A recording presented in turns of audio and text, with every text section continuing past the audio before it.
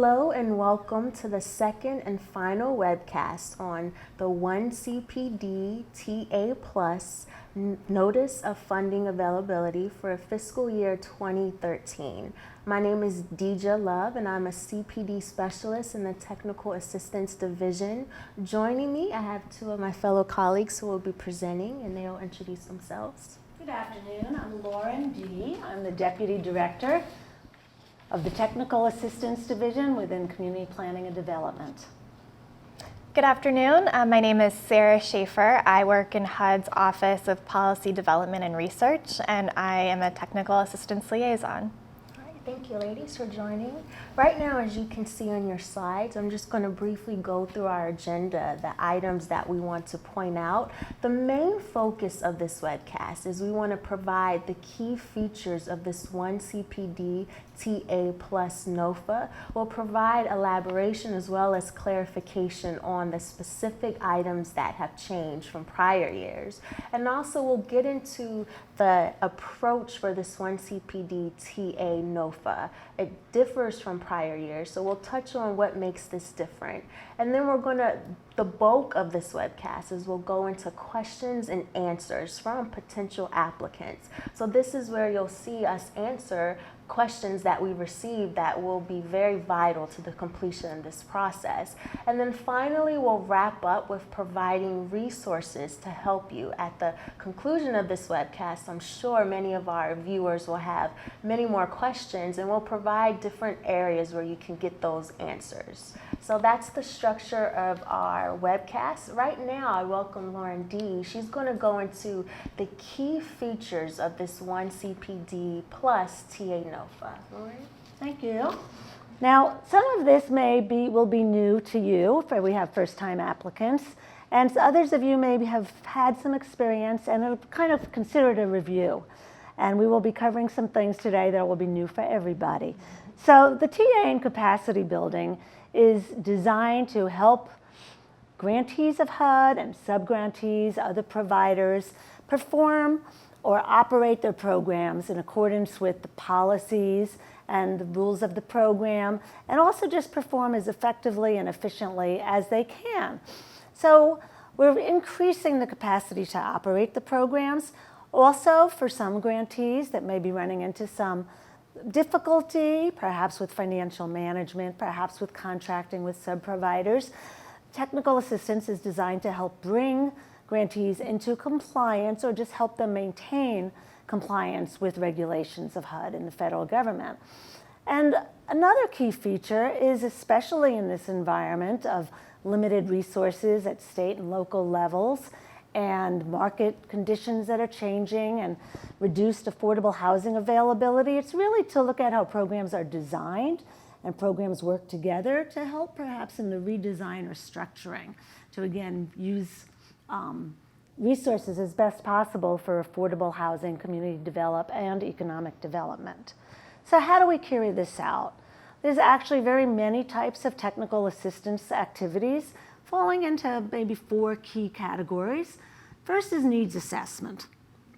So this involves going to a community or a state that's been identified as in need of TA and doing an overall assessment of their staff, of other resources in the community to see really and get an understanding of what are the needs.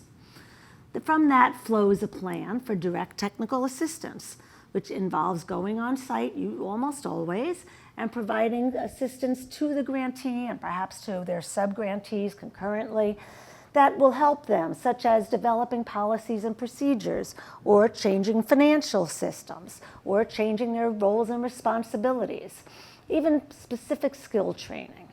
Another activity that's funded through OneCPD Plus is the development of tools and products that have a broader reach to assist a broad number of grantees, toolkits, manuals, things of the sort, curriculum. And lastly, especially, there's some learning tools and curricula that are developed that one could take sitting at their desk or in a group learning environment. CPD is also called cross-program and place-based approach, meaning it doesn't look at a single program within a community or jurisdiction, but can look at multiple programs such as CDBG and home and HOPWA all together to see where their needs are and to provide TA across the board. All right, thank you for that, Lauren. You touched on a little bit in the beginning. You mentioned housing and this cross-based approach. And I know, Sarah, you work in that capacity as coordination between our Office of Public and Indian Housing as well as our Office of Housing. So I'd like to hear more on this key feature of this cross-collaboration approach to Sure. OneCPD Plus. Thank you. Thank you for having me here today.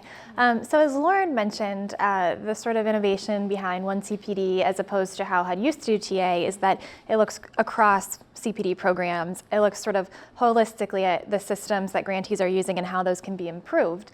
And so as part of that, we thought, why not try to extend it not just to CPD programs, but also multifamily and public housing, recognizing that within a community, all of these actors and programs interact with each other. They're not operating in silos on separate floors of a building like we do here at HUD. So as such, we have this OneCPD Plus. So the plus is that this year, our public housing office, our multifamily housing office, and our Office of Housing Counseling have all contributed funding to the OneCPD Plus NOFA, and will be awarding that funding to carry out some of their technical assistance activities along with CPDs. So for example, applicants or potential providers will be asked to do things like do a needs assessment and direct technical assistance for a public housing authority. They may be asked to develop various tools that could help owners of multifamily housing figure out how they could preserve or recapitalize properties. And you may be asked to help us figure out how we can build the capacity of our housing counseling agencies so that they can better reach underserved populations. So it's really, kind of innovative in that we're trying to look, beyond sort of our traditional silos. Oh, thank you for that. So it sounds that it's a major paradigm shift from how maybe technical assistance was previously administered. Exactly. Okay. Yes. And on that same vein, the approach to this OneCPD Plus, can you talk on that? We've heard a lot of the buzzwords flying around, this demand response or cooperative agreement. What does that actually mean? Sure, I would be happy to speak about that. So for those of you who have been involved with OneCPD in the past, some of this will be familiar to you, but I especially want to speak to those of you who are new applicants and for those of you who may have traditionally worked with our public housing programs or our multifamily housing programs or housing counseling. So I'll start with cooperative agreement and then go into demand response. So OneCPD Plus is administered through cooperative agreements, which is different from a grant agreement and is different from a contract. A cooperative agreement requires significant government involvement, which essentially means that you, as a TA provider, would be a partner with HUD. So HUD will be very involved in the development of the TA strategy, reviewing all of the products, providing input on the products or the type of TA delivered. This is quite different from a contract. Typically, when you do a contract, HUD writes a statement of work or performance work statement that details in great specificity exactly how many webinars, how many widgets, all of this that you're going to do. I think technical assistance is tough because it's hard to anticipate really far in advance what kind of needs our grantees and stakeholders are going to have, or what kind of new rules might come out, or for example, with Hurricane Sandy, we couldn't have anticipated needing TA to help people recover from that. So a cooperative agreement allows us to be more flexible and nimble in that the exact activity is not defined up front. So that kind of goes into this demand response thing, which sounds really intense, and I promise it's not, but it essentially means that HUD, so once a provider is under a cooperative agreement with HUD, they sort of wait until HUD kind of identifies a TA need that they want that provider to do. So as needs bubble up, as we hear from grantees, field offices, et cetera, on what public housing agencies need help or what grantees need help, then we will then assign that task to one or more of our providers based on their skill set expertise. And you did hear me correctly, providers. You may be asked to work with your colleagues that are also OneCPD Plus TA providers. The provider then, based on what information HUD gives them, comes back with a work plan. So they say, recognizing that this jurisdiction is struggling with X, Y, and Z, we propose to approach this by doing A, B, and C. And then it's sort of a negotiation as HUD sort of says, okay, well, we think that sounds great, but what about this? Or, this is really not the approach we want to take. So it's very much a partnership and a negotiation back and forth, which I think it works well for TA, in my opinion. Oh, wow. So it sounds like the partnership, that dual dynamic, that's the main differentiation between this OneCPD Plus. Would you say that's correct? It's the primary, it's sort of the, I guess, fundamental difference. Okay. There are some other things to keep in mind. For one thing, under contracts, I think our contractors often charge a fee or a profit above the cost of the work. You cannot do that under a cooperative agreement. So you can only submit a budget for the cost. Now it can cover all of your costs, overhead, all of that kind of thing. It just can't go above and beyond, so no profits or fees. There's some other, kind of nitty-gritty differences. I think there's different OMB circulars that apply to cooperative agreements versus contracts. So there's some things like that. There's some differences, I think, in how we can communicate with our cooperative agreement TA providers versus our contractors and things like that. So I would encourage any of you who this is really new to contact Lauren. Her email's provided at the end of this webinar to ask your specific questions. Okay, So thank you, Sarah. Thank you for the opportunity to clarify all of that. I think that will be very helpful for a lot of our viewers and listeners. So right now, shifting focus a little bit, we're just going to provide a very basic snapshot of the OneCPD Plus NOFA. So just a general overview. Right now, I just want to let you all know that the funding amount that's available for this OneCPD Plus NOFA is $16.5 million. So that's the set amount, and the minimum award amount is $750,000. So those are two key figures that as a potential applicant, you want to keep that in mind. Also, the application deadline is July 31st of this year. So that's in about 2.5 weeks remaining. And we point to that because we don't want any a potential applicant to rush. We would recommend that you take the full amount of time because this is a quite lengthy application, so we would recommend that you use the full amount of time if needed. And then lastly, that as Sarah elaborated on, that the award instrument is a cooperative agreement solely. We do not have any contracts under the OneCPD Plus NOFA, and she mentioned the key differences. So if you want to rewind this as you watch this later, I would recommend doing that. And then also that multiple awards will be made under this OneCPD Plus NOFA. So again, that's just a general snapshot that we want all of our applicants, as well as specifically our first-time applicants, to keep in mind. So right now I'm going to have Lauren D. to elaborate a little bit about the different nuances and components to the OneCPD Plus, because we've mentioned a lot of the differences, but I want Lauren to really elaborate on this concept of a general section. So could you talk on that? I would be happy to do that. I wanted to make one other point, if I may, with regard to allowing enough time for your application, not only for the preparation, but if you have not submitted through grants.gov before, it is highly recommended that you leave at least 48 hours to sort of go through that electronic system. You wouldn't want to be there at 11:58 and find that it's not going through. So I just thought that would be helpful for newbies as well. Yeah, thank you. The other thing to know is that there's actually two NOFAs that you need to be aware of. The first is general to all of HUD. Its shorthand is called the general section, or it's general section to HUD's NOFA. This lays out requirements, again, that are there for all HUD grant applicants, and kind of considered threshold requirements to be able to also get one of our OneCPD Plus grants. So if you look at those criteria, and we've got links to get you there later at the end of this, you'll note there are many things like having something called a Dun & Bradstreet number, some disclosure of lobbying forms, other things that will apply as well. So be sure to look through that pretty carefully so that you can meet those criteria. And then there's also, of course, this OneCPD Plus NOFA that has lots of important information. We won't go over it all today, so please be sure to read it very carefully. But key are some rating factors. Okay, so you mentioned at the end rating factors. So can you elaborate on that? Is that how the potential applicants will be assessed, or what actually is a rating factor?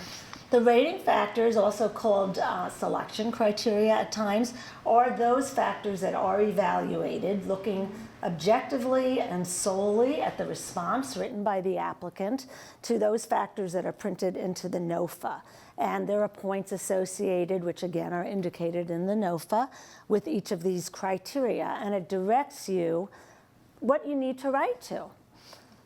So the first of those is organizational capacity and key personnel. And that is really a means of evaluating the breadth and the depth of your organization and your pool of technical assistance providers or individuals who will actually do the work of technical assistance. For that, we ask for a few things. We will look, actually HUD will look, if you have had contracts with HUD before or cooperative agreements, and get some input from contract officers or something called the government technical manager and representatives to see how that past performance was. For those that haven't contracted or had an agreement with HUD, then you are to provide some references. In addition, you'll see that there's requests about your recent engagements, that is work that you have done similar to that described in the NOFA. Don't tell us about work where you have actually, gone and operated a clinic in a housing program, so it needs to be related. And then lastly of this section is the issue of key personnel. And there have been some questions we'll address later, but in a nutshell, we're asking for applicants to describe the top 25 key personnel who are going to be doing the activities of technical assistance under a cooperative agreement that's to be awarded. Okay. Then there's soundness of approach, where we ask some questions and look to how the applicant would manage the cooperative agreement, both the internal management and externally with other TA providers or management of consultants that they might be using. Policy priorities, outcomes, tell us about how you would measure your TA accomplishments. And then also, and this is really new and I think very innovative. I wasn't in the office at the time, so it has nothing to do with me, but staff came up with some brilliant scenarios where they're describing a community or a state program. There are 3 listed, and applicants can choose for that scenario they'd like to write to. What do they see as the issues? What's the TA that they're going to provide? What's the time frame? Who's involved? A variety of things, and that's going to be rated as well. And then lastly, there is, as all HUD programs, some questions about evaluation and performance management. All right, thank you for that. That's very helpful. Right now, we want to shift focus a little bit and get to the bulk of this webcast, what you really want to convey, and that's to provide an opportunity to answer questions that we have received. And so right now, we're going to answer some questions related to eligibility. As we go throughout our question and answer segment, most of the questions are aligned under our rating factors. So just as you process it, that might help you as you hear the questions as well as the responses. So right now I just want to go into one question that applicant sent us is, can an organization apply as both an applicant and a subcontractor? And I'll direct that to Lauren. Okay, and this is different this year. We are not permitting, an organization may not apply as both an applicant and be listed as a subcontractor under another applicant's application. It is possible, however, that after the competition, if somebody applied and they were not selected, they can then go and sort of join up with an applicant that was successful to become a subcontractor under another application. I see, okay. So there still may be work involved for them. Okay, and I think the next question follows in that same vein is, can a subcontractor be a subcontractor for more than one firm? Yes, okay. that is perfectly fine. That's not limited at all. Okay, all right, well that's very helpful. And the last question under this segment of eligibility is, are state housing agencies as well as state mortgage agencies eligible to apply for this particular program? They would be eligible provided that they meet the basic eligibility requirements that are spelled out in the NOFA. That means a state or a unit of local government or a nonprofit agency, a public agency, or a private nonprofit. So they have to meet those criteria. Okay. And I'd ask Sarah to elaborate a little bit also if you wanted to Sure. chime in, since you coordinate with housing and... As Lauren said, it's spelled out in the NOFA who is eligible. If you have any questions specific to your situation, please let us know.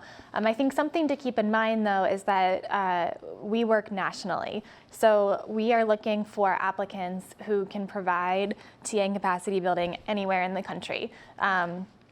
So, you know, it's fine to apply as a state housing finance agency or a mortgage agency, but just be aware that you will be asked to develop TA that's outside of your particular state. Okay. Well, that's very key, I think, for our applicants. And moving focus also, we're going to go into some questions and answers that are under the first rating factor now, and that's organizational capacity and key personnel. And I'll direct some of those to Lauren, and of course, Sarah will chime in also.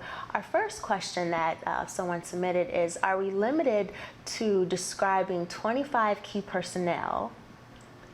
And I'll stop there because the second half of the question is a little bit longer, so I don't want to put too much on you at one time. Okay, well, the NOFA does say that you are to describe the skills and expertise of the 25 key personnel with whom you have agreements that you'll be using for the direct TA work. And again, it's to show the capacity and breadth of the personnel. Okay, and so the second half of that, thank you for that, is a little bit more complex. Is can we include a matrix and a supplemental form that, or section that lists additional staff as well as subcontractors, consultants, and their experience?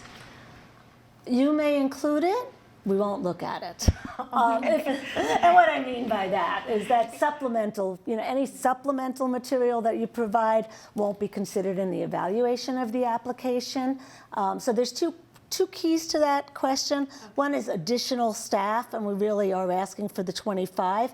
However, you know, there may be places in responding to recent engagements if you used a different staff to name some, or just talk generally about the cadre of staff that you have. Okay. The matrix piece, those who applied last year, Deja, you probably remember, completed a very complex that you needed a microscope to review. Yeah. So we're not using that matrix this year. If you'd like to present some information as part of the narrative within the 45 pages of your application, you may do so. Any information there will be part of, for each individual, the 100 words that we ask to describe. Okay. Oh, well, that's very helpful. I'm sure our applicants from last year are happy to hear that the matrix is not included. As are the reviewers. Yes. And so another question along that same line of key personnel is, the person submitted, the NOFA indicates that we are to list individuals with who we have existing agreements. Do we need to include agreements or signature pages in the application? Is that necessary? No and no. Okay. Those aren't to be provided. We do ask for existing agreements. These are consultants or subcontractors you already have working with you, and it should be available if ever requested, or on-site visits and the sort. But no, we don't need that in the application. Okay, well, that's good to hear. Okay, moving right along, also with the rating factor 1, organizational capacity and key personnel. Now I'll kind of direct some of these questions to Sarah. The question, you don't have to. Okay.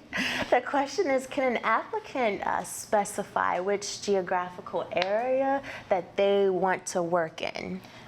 No. Okay. That's the short answer. As I mentioned before, we're looking for folks that can deliver TA on a national basis. HUD's federal, we work everywhere, you know, Alaska, Puerto Rico, Washington, D.C., Florida. So we need people who can work nationwide. Okay. Oh, that's good to hear. You know, it strikes me that state housing finance agency or state mortgage agency that can only work in one state could certainly sign on as a subcontractor to an applicant if they have great expertise in an area, and they would be in that available That's a good area, but point, that would be yes. part of an Yes, I application. mean, I think that having geographic, expertise or knowledge about a particular area of the country would be useful to have it in your subs or for a subcontractor to be able to do that. Oh, so that's a very good definitely. point. Thank you, Lauren. It's helpful. So hear that if you're interested in that. A question also in line with the geographic location is, should an applicant specify which subject area or program that they have a preference in working in?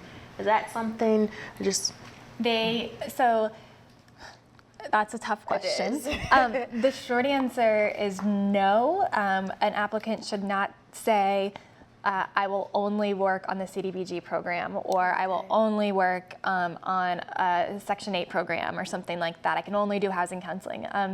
That's because, like I said earlier, we don't know what kind of needs are going to come up, and we need people that can do a variety of things. That's not to say that the subcontractors couldn't be very specialized, and as a matter of fact, we will in some cases want very specialized subs to help on projects. But I think the way that we're assessing your expertise and the specific topics that you can provide TA on is through your explanation of the rating factors. So rating factor 1 talks about organizational capacity and key personnel. We'll be able to see where you have expertise. Another place is in rating factor 2 when you respond to one of the scenarios. That gives us an idea of sort of, they chose to respond to the scenario about homelessness. They must really get homelessness. Okay. That's not to say you're going to be limited to doing homelessness work, but that's sort of where HUD gets a feeling for where you're an expert. Okay, well that's helpful. That's very helpful. And also we're continuing in the same line of questions centered around rating factor 1, organizational capacity and key personnel. And we're going to get into some more very intricate questions. This question we have is, the NOFA indicates that the award tasked to provide technical assistance or capacity building to either our home program or our CHODO program grantees must have at least one certified home program specialist who passed the training exam with the score of 80 or higher. So the question is, are all applicants expected to list certified home specialists on their list of 25 key personnel? Lauren, you want to touch on that? Yes. We wouldn't expect every applicant to be able to speak to that or necessarily to be able to have that program specialist or any particular subject matter expert, for example, because again, there'll be a range of activities and specialists among different applicants. The point here being that the NOFA is very specific, however, that if you'd like to do that work, there is a requirement that individual be certified as a home specialist and have to do fairly well on the exam as well in order to provide home or CHODO technical assistance. Oh, that's helpful. Another question, again, we're staying under rating factor 1, is the NOFA says that we should describe 2 recent engagements conducting technical assistance as well as capacity building activities. Which type of activity should we describe, Lauren? That would be dependent upon the applicant's area of expertise, the type of work that they really have. Some have specialized in particular areas. So I think the question is with regard to direct TA. Do we have to do direct TA or do we have to write to products? And the answer is no. If you've done multiple things, you may certainly describe engagements in 2 areas. It's also possible that one engagement may have involved more than one type of TA. But again, that is at the discretion of the applicant. Okay. So I think, if I'm understanding correctly, the important piece on describing the recent engagements is just that they are TA and capacity building engagements, right? That they're relevant to this. It doesn't matter, sort of, okay. Oh, that's helpful. Thank you. Precisely. Thank you for that. Now we're going to jump into some questions that are under our second rating factor, or a different segment. And these questions fall under soundness of approach, as well as they tie into a lot of budgetary questions. So the first that was submitted was, does an application for this NOFA consist of a fully realized project or proposal with a budget of at least $750,000? Lauren or Sarah, you want to touch on that? Sure. I will say it's not a fully realized budget. As Deja mentioned, the minimum award is $750,000. So applicants must apply for at least that.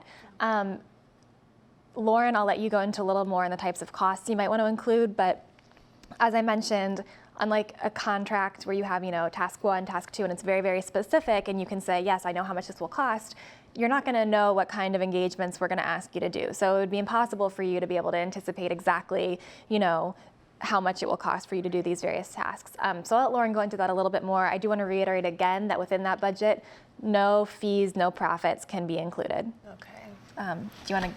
Sure. The reason that we're not asking for a full budget is that, again, since your tasks will be assigned as we go, and the nature of the work that you're going to do, the locations, the time, the duration, isn't really determined at the time of application. So we know it's not possible for you to put together a full budget. I have a couple of points I want to emphasize. One is that you are asked, however, on the SF 424 to indicate what the total budget that you're requesting is. It should be at least $750,000, and also in your application summary. And in addition, we do ask for some information, and each applicant is to provide, the NOFA says, to provide information on fixed costs, if that's not the exact language, that's the concept, costs that do not change during the course of the award. And the example given is that of an indirect cost rate, and indirect costs. We've gotten a lot of questions on that. I thought I would bring that up while we're in the budget section. We recognize that indirect costs can change. You apply to cognizant agencies and may get a new approved rate or provisional rate. So from year to year, they may change, but they don't change based on the type of task that you're doing, the type of work you're doing, such as mileage. So that's what we mean by that. We still would like your indirect cost rate or other costs that may not change based on the award. Okay. So you both highlighted that an applicant, a potential applicant, will not be able to adequately anticipate costs that may be incurred because of the nature of the demand response cooperative agreement dynamic. So this question ties into that. Well, why should the budget only include stagnant or non-changing costs? And I think you touched on it, but it bears repeating. Sure. Lauren, do you want to speak to that? Yeah, that's the cost that I was speaking about would be what's considered the stagnant or indirect costs. So again, it's because you can't put together a full budget.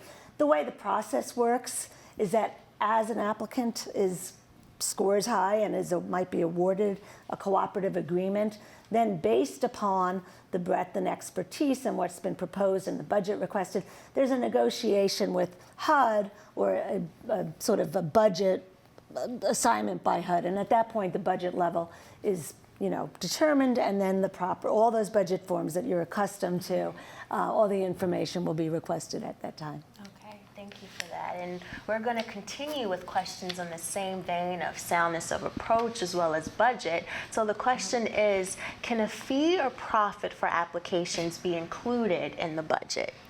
No. I think I've said that a number of times, but just so we're clear, Yes. the answer is no. Yeah, so it seems like the common theme is our applicants are very concerned, or we're not concerned, but the budget, that's a significant component. So I'm glad that we're repeating. There's always questions about money. Yeah, understandably. The next question that we have is, as you mentioned, this SF 424 CBW. And so was this not required last year? And you mentioned that. And the question leads to, if we only have to provide information on costs that don't change, why or what should we complete in this SF 424 CBW? Good news. We have decided that this form is not needed. It was listed in the checklist, but we've determined that the form is not needed, therefore it's not required. But again, just to reiterate a final time, we do ask that each applicant in the format that they choose present information on those costs that won't change based on tasks, such as indirect rates. Well, that's wonderful news, I'm sure, for some applicants. And also, we're going to continue again. Just want to make sure that we're all on the same page. We're going to answer some more budget questions that fall under our soundness of approach. And this actually is a question that I'm sure we would like to talk on, is the scenario component. And Sarah touched on it earlier, but the question is scenario 2 on page 18 of the NOFA. It provides numbers for the county's point in time count that do not add up correctly. And so the question is, please clarify whether this is a typographical error, or is this something that we actually need to have the wrong numbers added up? I'll let Sarah speak to that. So you should respond to the scenario exactly as written. Okay. The reason we've included these this year is to provide sort of a real world example of the type of TA you might, the type of TA situation you might be placed in, and we want to know how you would respond. So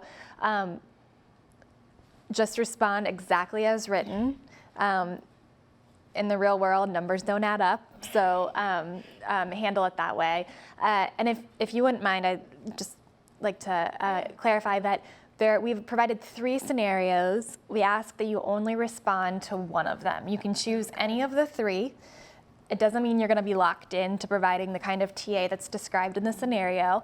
We just want to see how you respond. So if you provide answers to more than one scenario, we will only read and score the first one. Okay. So just one scenario. That's very helpful. So you answered our next question, which was, can applicants respond to anticipated that one. more than one scenario? So thank you for that clarification. If I could just offer a suggestion, I think reading both the NOFA but also these scenarios very carefully is really important. Oh, definitely. I agree. Thank you for that. Right now, we just want to pause and just thank you all for listening to this webcast. We've presented a plethora of information, so we just want you all to process it, digest it, but also, as we mentioned in the introduction, I'm sure this will only evoke more questions, so we've provided resources in a format that will be very helpful. You can just click on the hyperlinks and be directed directly there. The first is grants.gov, and that's very imperative because if there are any updates, you can sign up to receive notifications directly to your email. So we highly recommend that that's your first line of getting further clarification on some of the questions. Also, our second is to download our HUD, our department's NOFA policy and requirements section. That might be really helpful if you have some very specific questions that we didn't have the opportunity to answer. We would highly recommend you be directed there, as well as the question and answers from the prior webcast, as well as at the conclusion of today. You can go on the link that we provide and you can download that to just refer back to as a resource for you. And closing, we would recommend you go to our website where we have a grants portal, and as the hyperlink that you will see there, that's a great resource to answer some questions. So again, we thank you. We really appreciate you tuning in. And again, as I mentioned, I'm sure this will only stem many more questions. And so when you have those questions, I would direct you to Lauren D. She'd be more than happy to assist you. Her email is provided, but it bears repeating. Her email address is lauren.s.d@hud.gov. Again, she's our Deputy Director of the Technical Assistance Division. And we thank you, Sarah. Thank you both for just your great contribution. Let me just mention one last thing, which is the timing.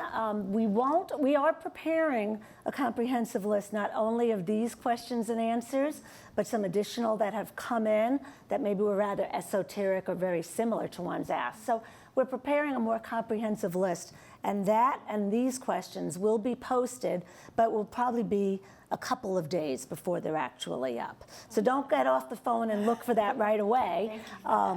We'll just give us a little time, and actually, we'll put it in a prominent place. Okay. All right. right, well, thank you very much. Thank you for joining. Appreciate you. it. Thank you.